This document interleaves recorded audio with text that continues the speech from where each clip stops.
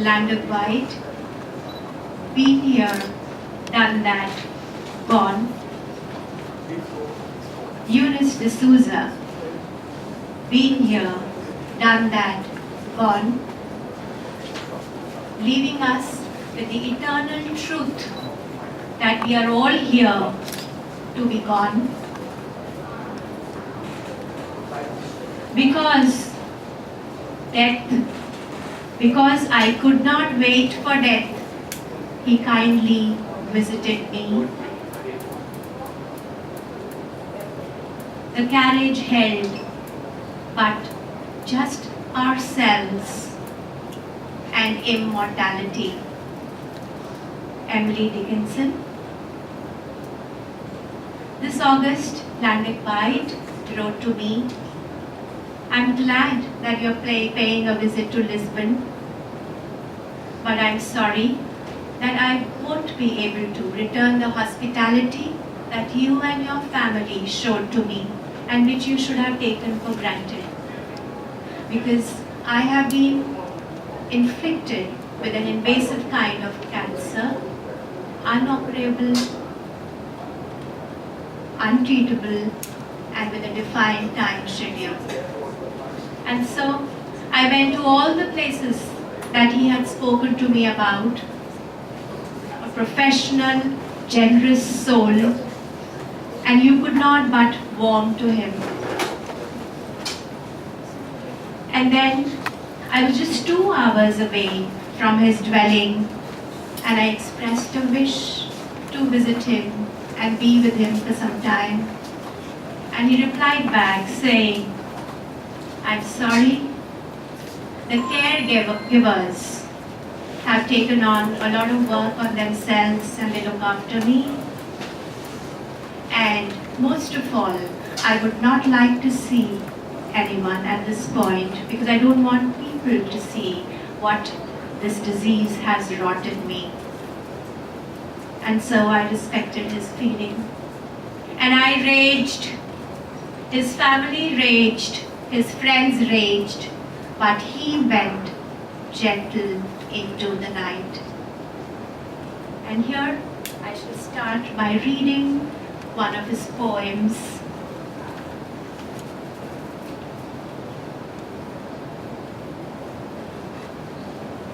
We all know who wrote this poem first, but Landeg White writes now, do not go gentle.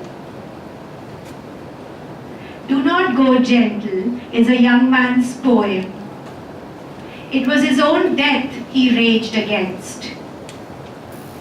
Going too soon after, but rage and age are siren rhymes. And no one cares about an old man's anger. The trick is to keep things light, as this 70 years and 10 business lets you watch those who upstaged you be upstaged in their turn. Knowing, meanwhile, far more than the kids who are, you are no longer in charge of things, so are called upon to be wise. A word I never took seriously till I found it means a man who jokes, exhumed from a lifetime's plagiarism. The young repeat as their own. Going gentle is indeed what I advise, leaving behind some decent recipes. He worked for 17 long years in different universities, a scholar, a poet. He worked in South Africa, Malawi, Zambia, in West Africa, Sierra Leone. He also worked at the University of West Indies and Trinidad. And he wrote poems all along because he gathered such an amount of rich material. And finally, he retired and settled in Portugal. He was married to Maria Alice, a woman from Malawi, and they built their house the last years in Portugal He bought a piece of land and then they constructed a house. And when they were constructing this house, they came upon history again, the Islamic Iberian history of communities being in Portugal, of encountering cultures. And he brings that about very beautifully in this poem called Arab Work.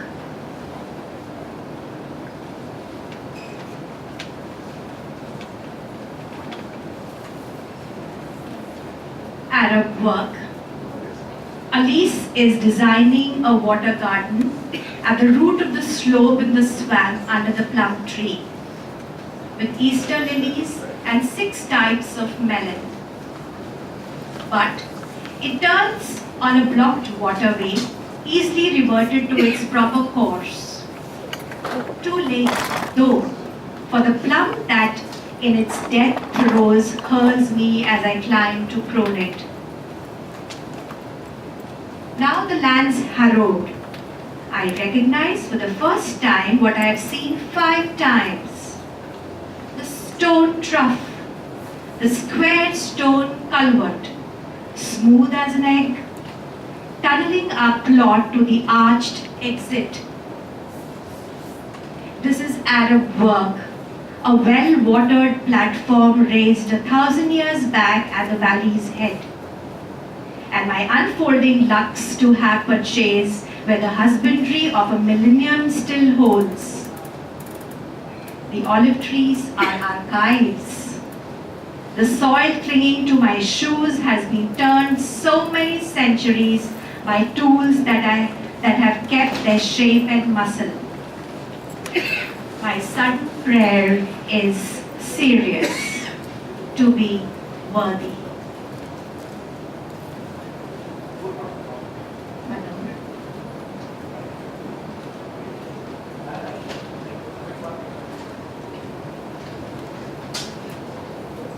I feel honored to speak on these poems.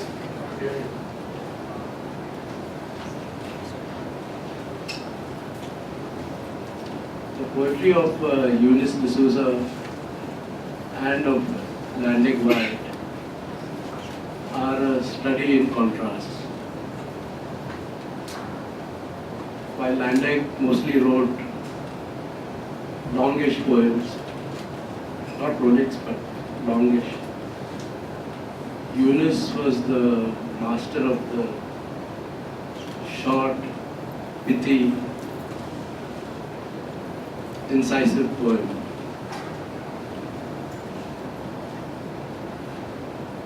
Eunice's entire collected poems runs into just 119 pages.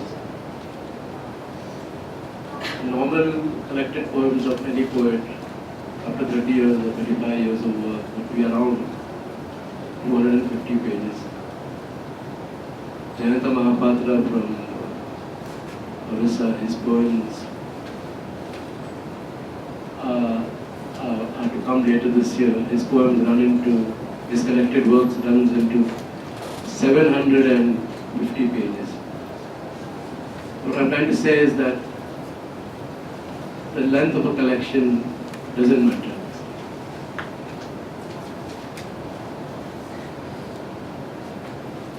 Eunice's poems speak mostly of the Catholic community in Mumbai. The poems are unclouded by lofty metaphors and hidden meanings. They are marked by an economy of language and by piercing satiric observations. Her easy, apparently conversational style always carries a sting in the tail, and they have a direct emotional impact.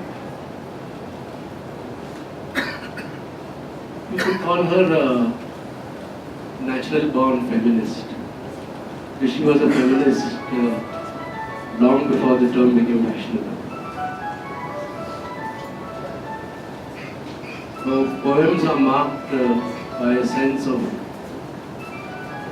immediacy, but balanced by a certain poise.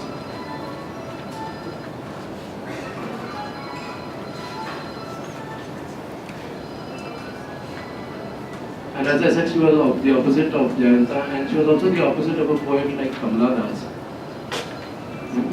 who was a highly emotional, wrought kind of poet. But Eunice's work was always laced by a very spiky brand of humor. And Arvind Krishna Mehrotra put it accurately. The poems have the urgency of telegrams, and they are spare but unsparing.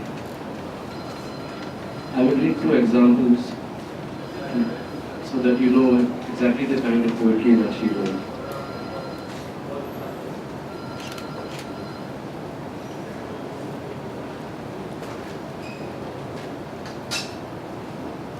For S, who wonders if I get much joy out of life. As a matter of fact, I do. I contemplate with a certain grim satisfaction dynamic men who sell better butter. Sometimes I down a coke implacably at the Taj. This morning I terrorized successfully the bank manager. I look striking in red and black and a necklace of skulls.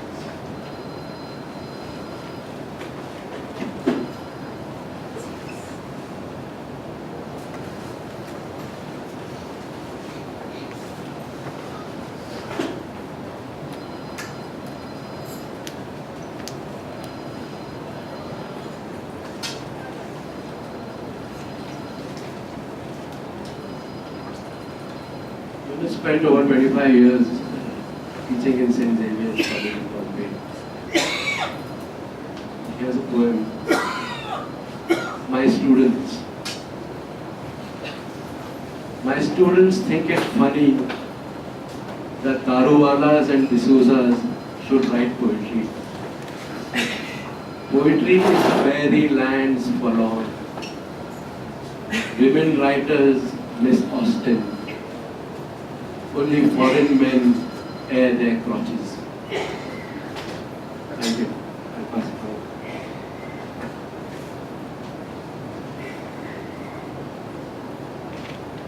I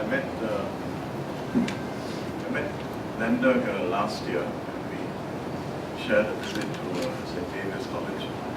We spent quite a bit of time talking because we have a number of mutual friends. Thanks. We have a number of mutual friends, and what's interesting is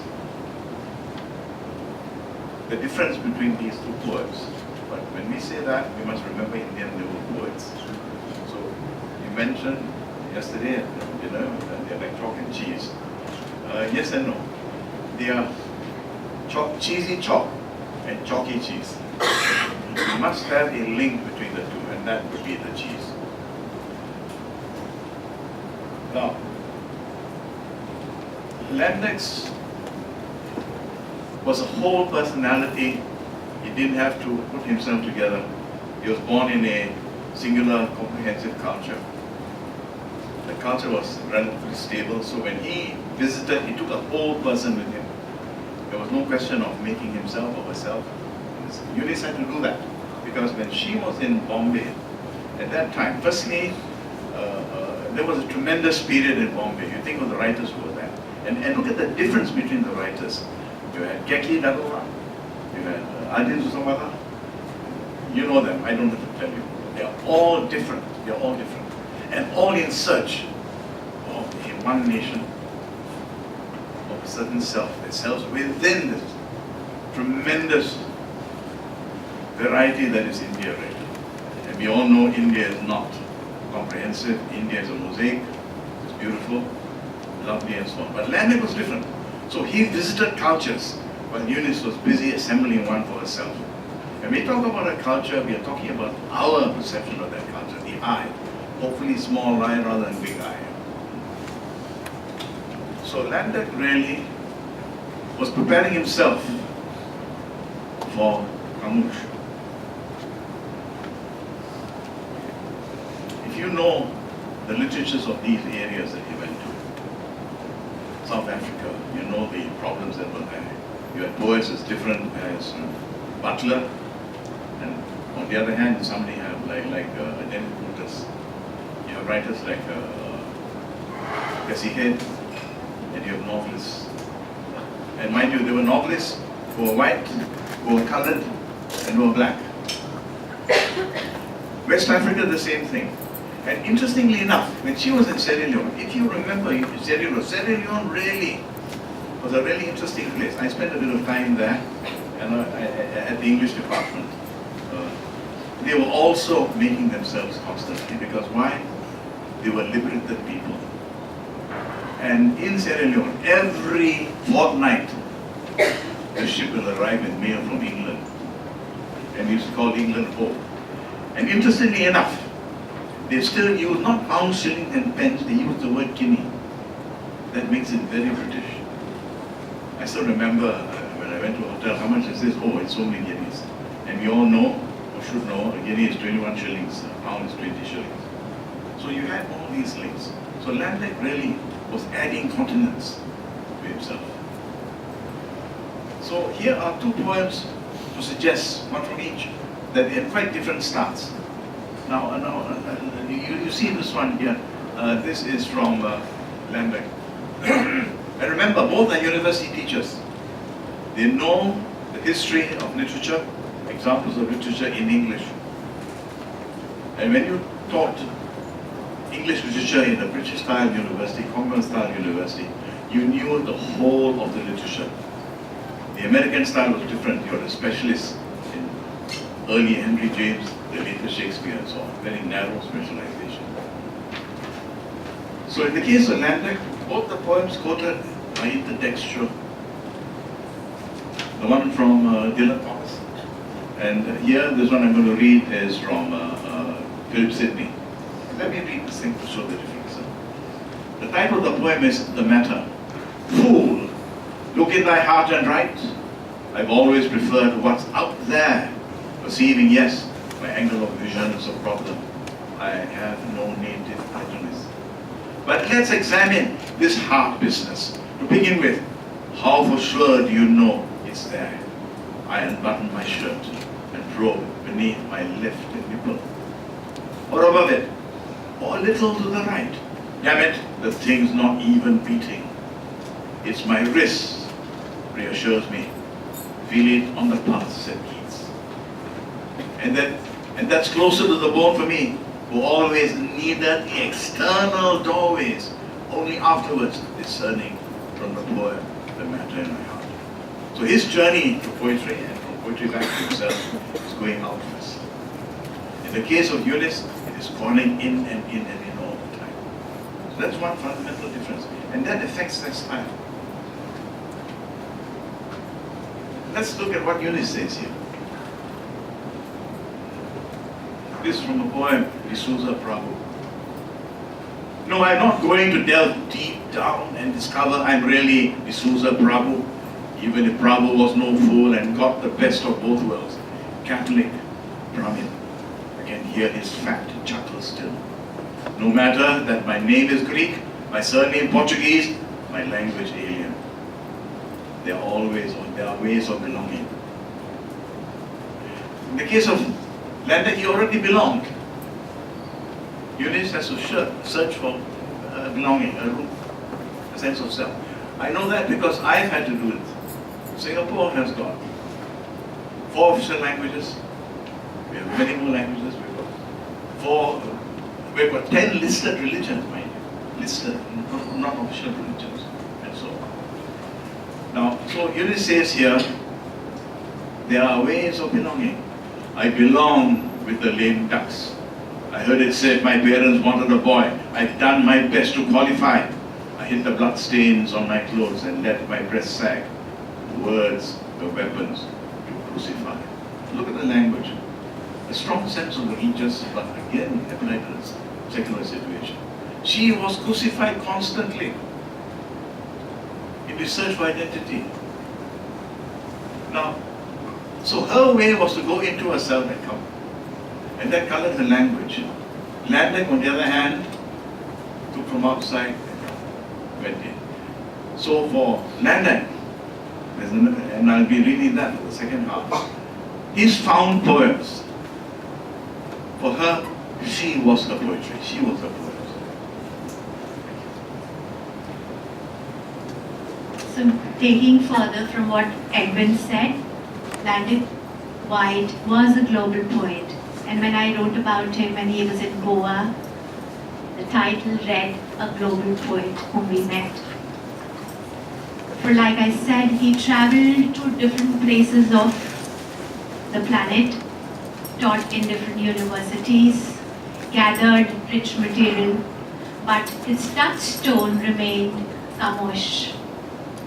And he writes that he came in contact with Khamosh's poetry in Beira, a payment cafe in Mozambique, where he bought a source, a primary source for Khamosh, and his wife bought Jane Austen.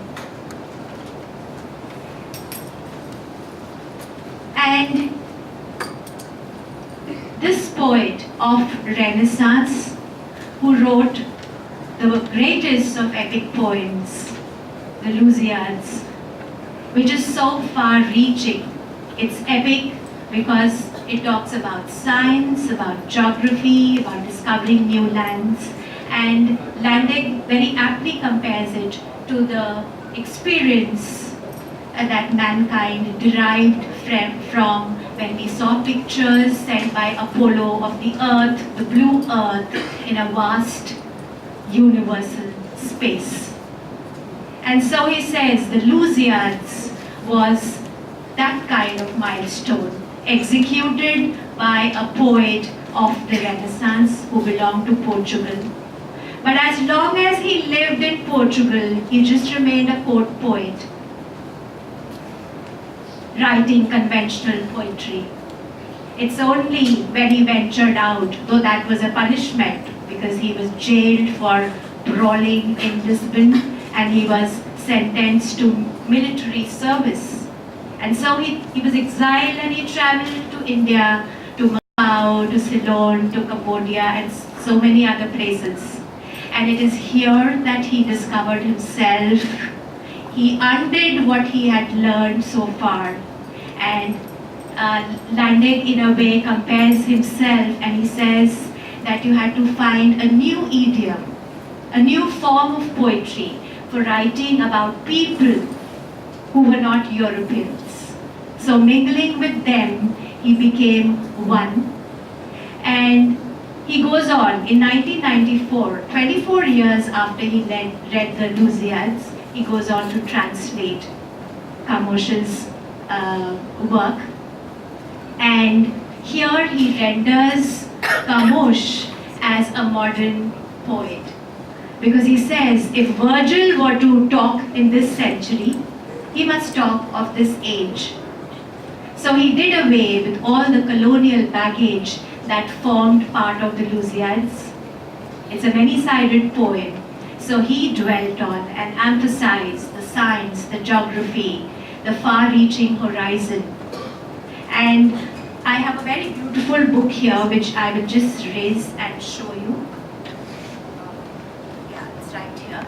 Translating Khamosh, a personal record. There are very few translators who actually go into the process of taking notes and recording that process of translation. So this book goes a long way in entering into that data of translating, practice and the process. And it's a delightful book. If you were to pick it up from the bookstore and read this, you would know the joy that Landeg derived from translating this epic poem. The whole journey that he went through. It's so beautiful. He was so involved, so immersed, and the kind of scholarship that he brought to his work is immense. and it's worthy to be involved and to be linked with this. So I'm going to read a few stanzas from his translation of the Louisians, and you would appreciate the rhythm, the rhyme that an English reader would take away from this work.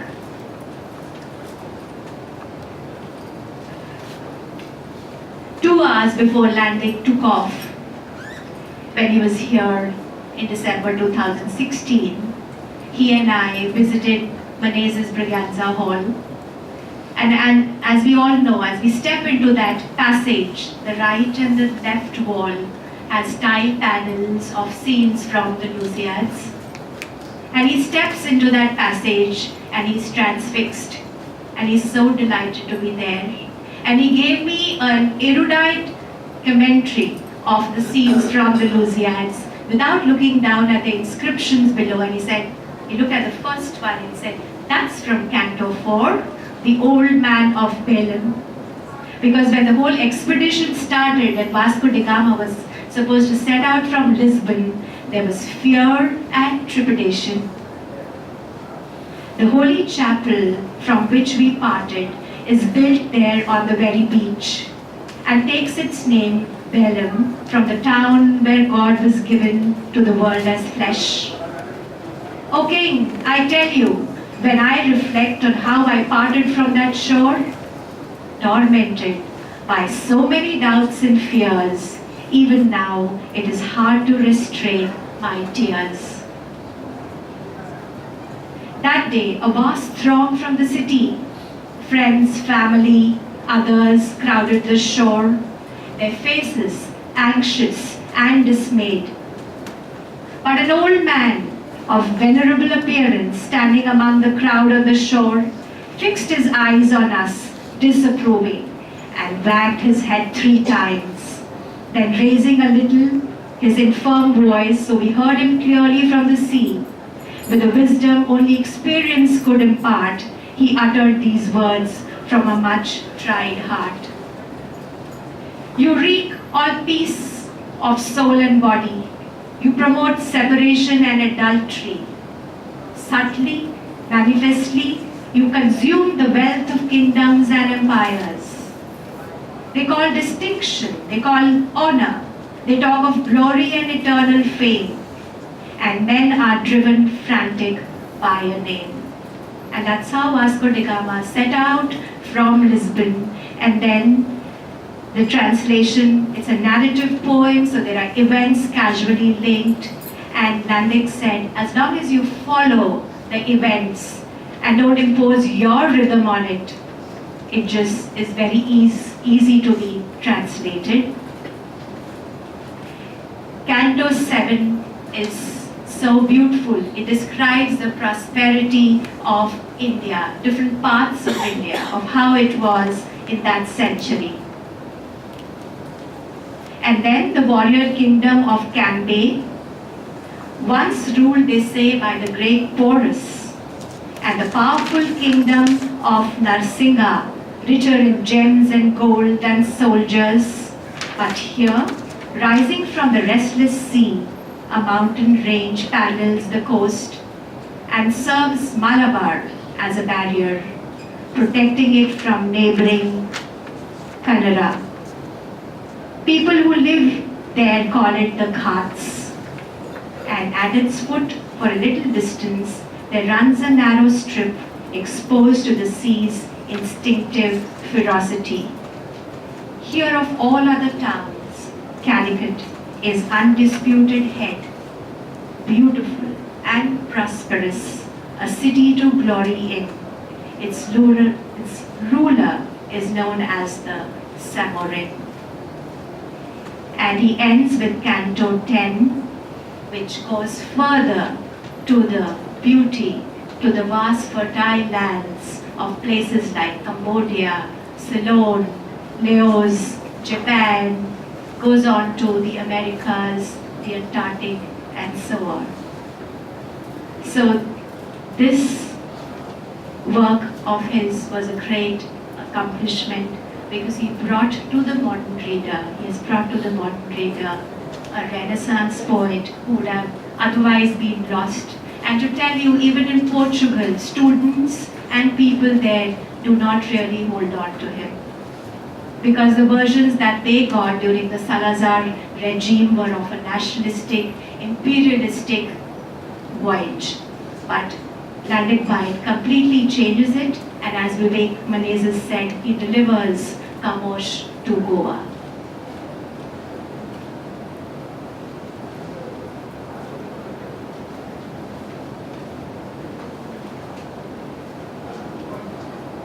Eunice, for many years, knew very little about Goa. Although she was a Goan, she very rarely visited Goa. She spent all her life in Bombay and in Pune. The early years were in Pune. It was only later in life that she began to visit Goa. I remember when I gave her my book, Valley Crossing, short stories from Goa. She was quite struck by it. She didn't know that a native literature existed. But she did write about Goa. I'll read just 2 short poems.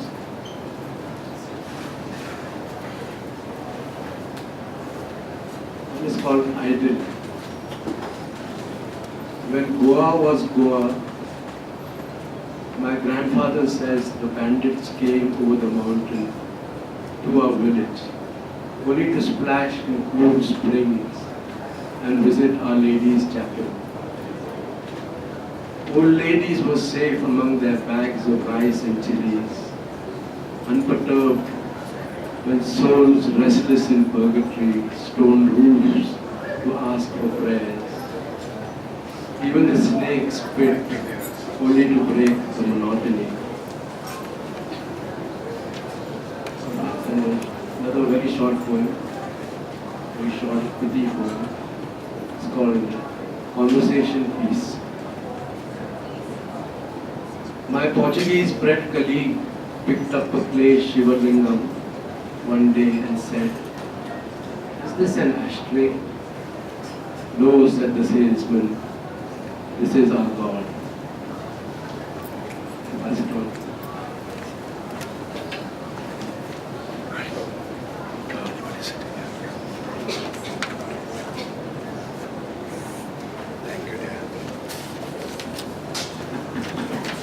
We are a bit short of time, so I'll try to be brief.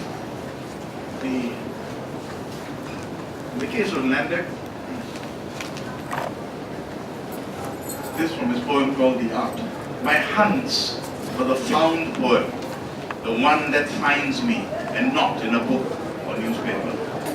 Out there is what really occurs to us, for me. There.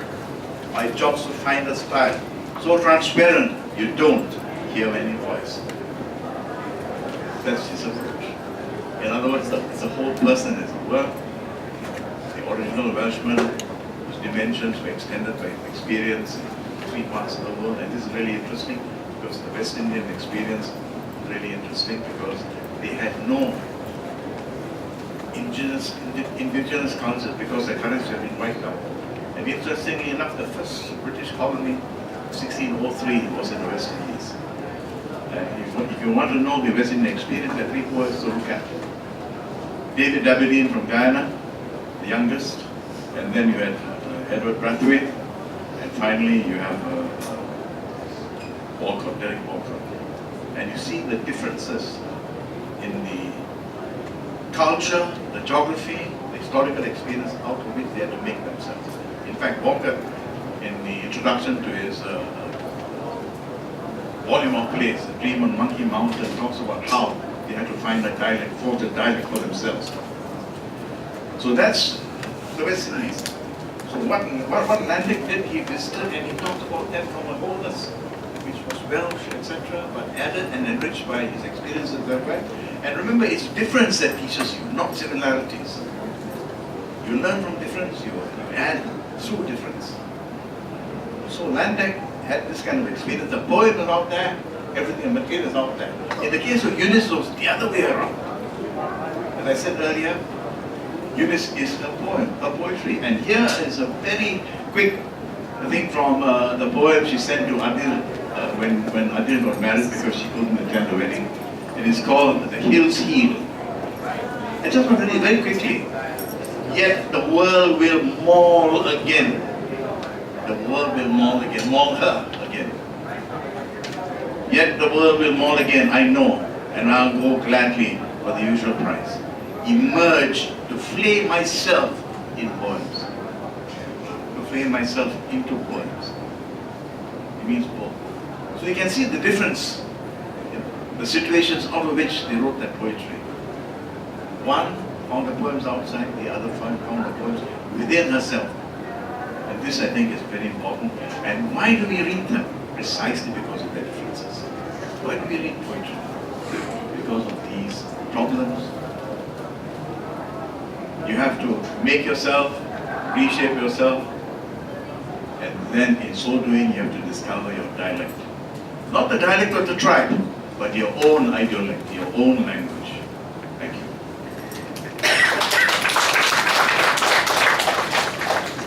So as Edwin said, we learn from differences rather than similarities. And Landeg celebrated that all through.